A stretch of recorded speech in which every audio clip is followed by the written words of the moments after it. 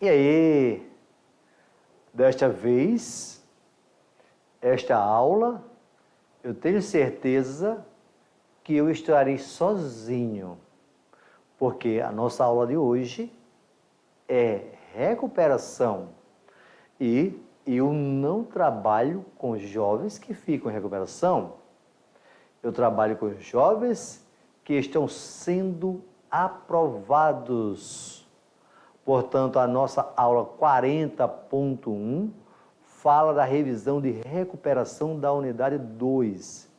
Fala da atmosfera e os fenômenos meteorológicos, tá? Fala da biosfera, os tipos de biomas, ok? Portanto, você vai falar de quê? Quando eu falo da atmosfera, eu trabalhei lá na aula 21.1, os elementos do clima, tá? Que são elementos do clima? Pressão atmosférica, a circulação geral do ar, são massas de ar, é a relação entre clima e vegetação. Como é que eu vou fazer esta relação? Tá? A relação que eu falo é a força que existe entre esses elementos, tá? Esses elementos que eu falo de quê? Pressão atmosférica, observe o mapa, tá? No mapa você tem, ó, observe o mapa. Pressão atmosférica, maior coluna de ar. Vai pesar mais, ó, maior pressão atmosférica. Aqui pegou a cidade de Santos, nível do mar. Aqui pegou a cidade de São Paulo, 750 metros de altitude, ó. Menor quantidade de ar, menor pressão atmosférica. Mas, professor, daqui para cima não só tem ar? Não. Eu estou falando da troposfera, tá? Outro ponto que você entende muito bem são os fatores que levam a nós entendermos a circulação do vento. Por exemplo, na linha do Equador, ó, zona de convergência intertropical, eu tenho os ventos alísios de sudeste, que eles trazem chuva para o Brasil, e ventos alísios do nordeste, certo? Aqui eu tenho já o que? A célula de média latitude. Nessa região eu tenho os ventos contra-alísios, que são ventos secos, os ventos daqui são úmidos. Por que chove muito na linha do Equador? Por causa dos ventos alísios.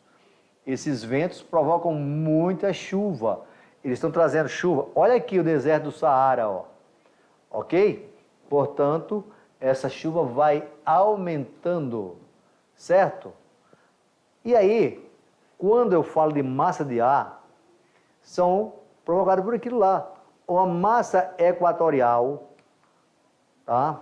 A massa tropical atlântica e a massa equatorial continental. Essas três massas aqui, ó, certo? Essas três massas, elas são quente e úmida. Úmida. Certo? Essas duas massas aqui, elas são chamadas de rios voadores. Tanta água tem nela. Rios voadores.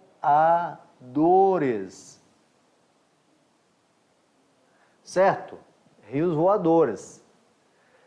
Essa massa aqui, ela é quente e seca. Massa tropical continental, que está aqui o MTC, ela é quente e ela é seca. Portanto, ela deixa o tempo quente e seco no Brasil.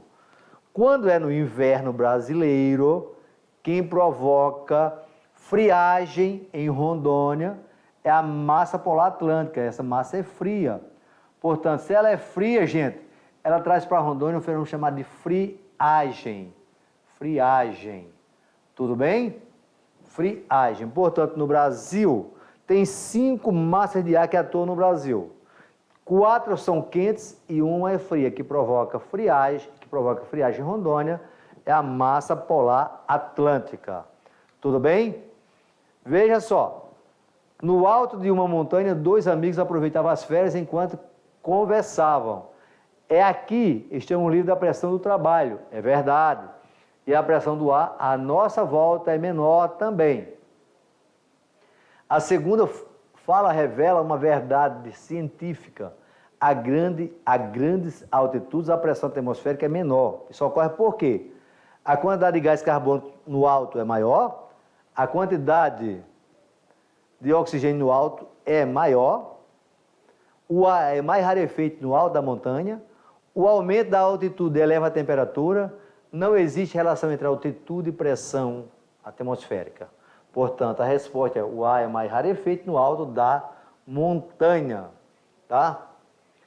Interferência humana no clima. Como é que o homem provoca alterações? Veja só, nós temos alterações com a poluição atmosférica, tá? CO2, que é principalmente o aquecimento global. Um dos principais interferências do homem é o aquecimento global. Aquecimento global. Tá? Isso provocado por causa de quê? Principalmente da queima de combustíveis fósseis, que provoca CO2. Essas alterações vêm ocorrendo principalmente nos últimos anos. Tá?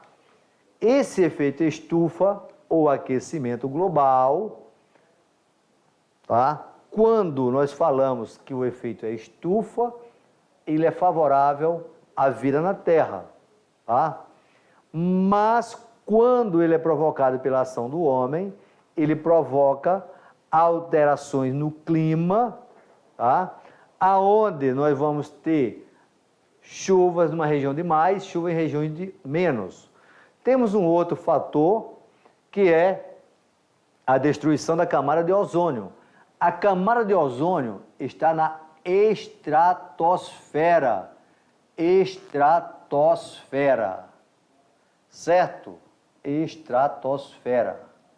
E ela é destruída, tá? Por gases, tá? E esses gases vão liberar passagem dos raios ultravioleta e infravermelho, que pode dar câncer na nossa pele, tá? Portanto, observe bem aqui onde que eles estão, ó, estratosfera, estratosfera. Nós moramos nessa camada aqui, na troposfera, tá? Diante disso aí, nós temos que esse buraco pode provocar câncer na pele, ok?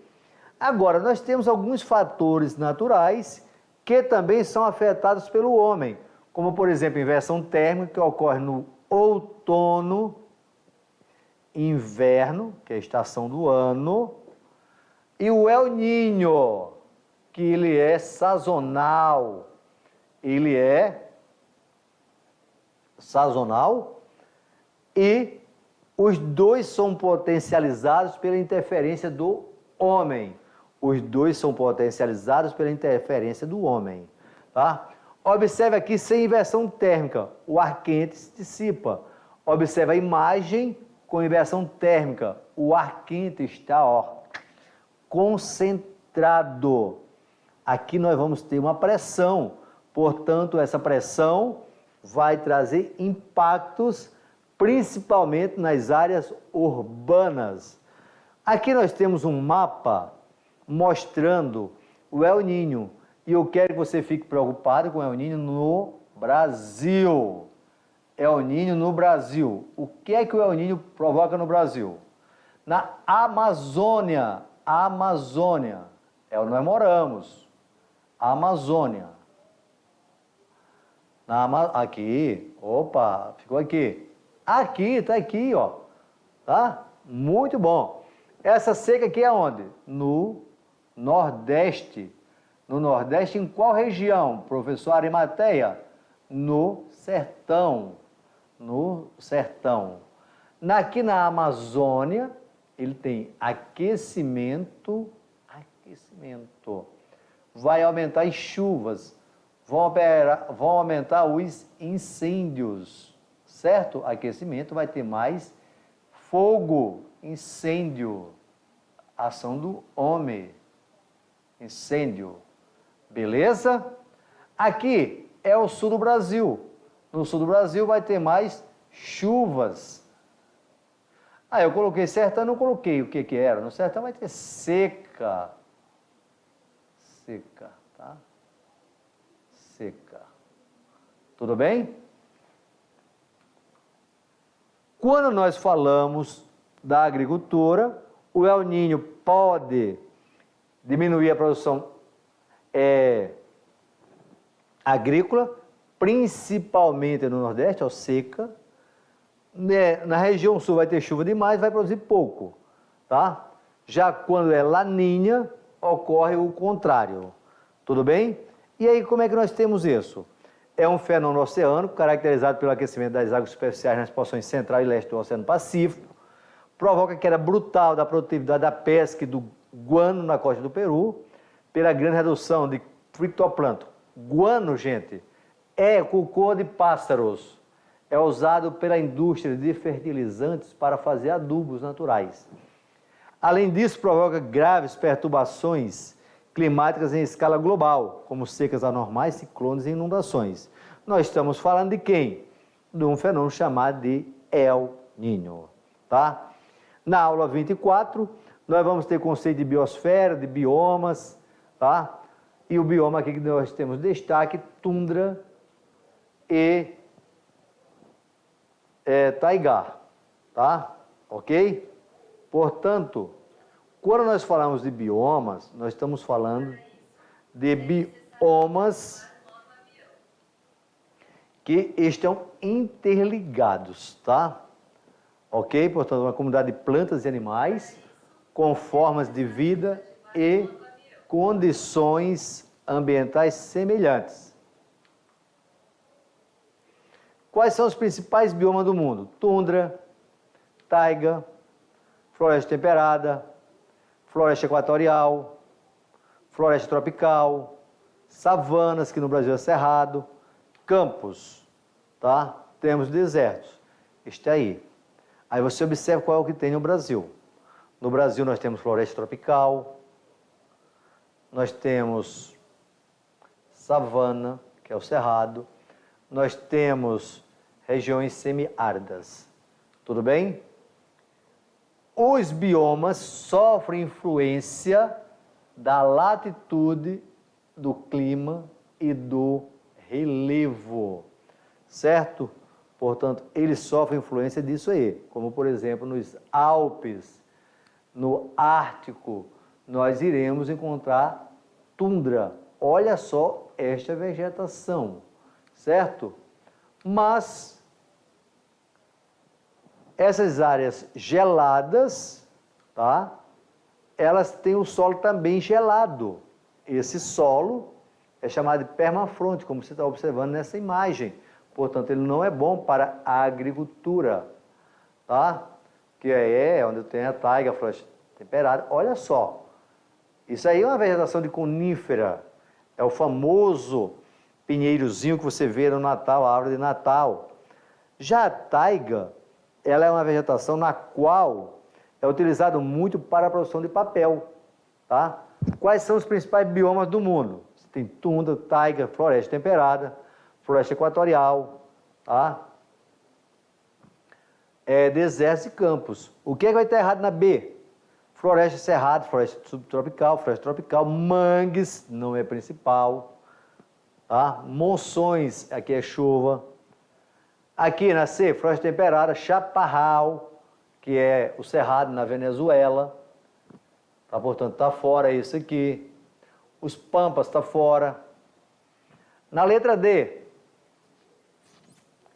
nós vamos ter aqui vegetação de xerófilo, que não é das principais do mundo. Na letra E, gramíneas não é uma das principais do mundo. O Pantanal não é a principal do mundo. Portanto, tudo isso faz com que você entenda esses biomas. Mas eu gostaria de dizer a vocês que fique ligado nos biomas do Brasil. Certo? Brasil. Amazônia,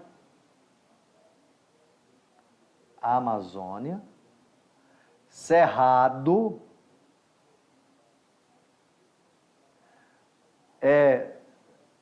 Mata Atlântica,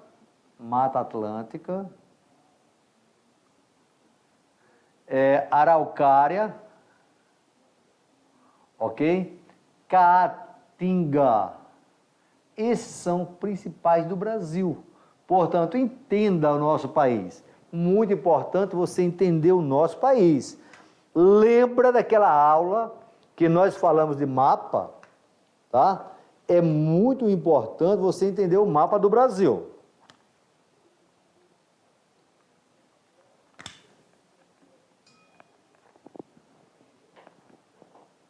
Portanto, no mapa do Brasil, fique atento ao mapa do Brasil. Esse mapa do Brasil, nós temos aqui na região norte a Amazônia. Depois da Amazônia vem quem? O Cerrado brasileiro. Aí vem a Caatinga. No litoral, a Mata Atlântica. Mata Atlântica. Esses são 4 grandes biomas brasileiros.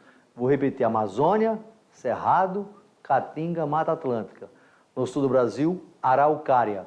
Os 2 que têm maior impacto ambiental, Araucária e Mata Atlântica. O que tem o maior e recente impacto ambiental, a Amazônia. Tá? Portanto, meus queridos, eu tenho certeza que vocês não ficaram em recuperação. Mas, se ficaram, dá uma olhada nos biomas brasileiros, nos impactos ambientais, que com certeza você vai entender melhor esse conteúdo e você vai passar, tá?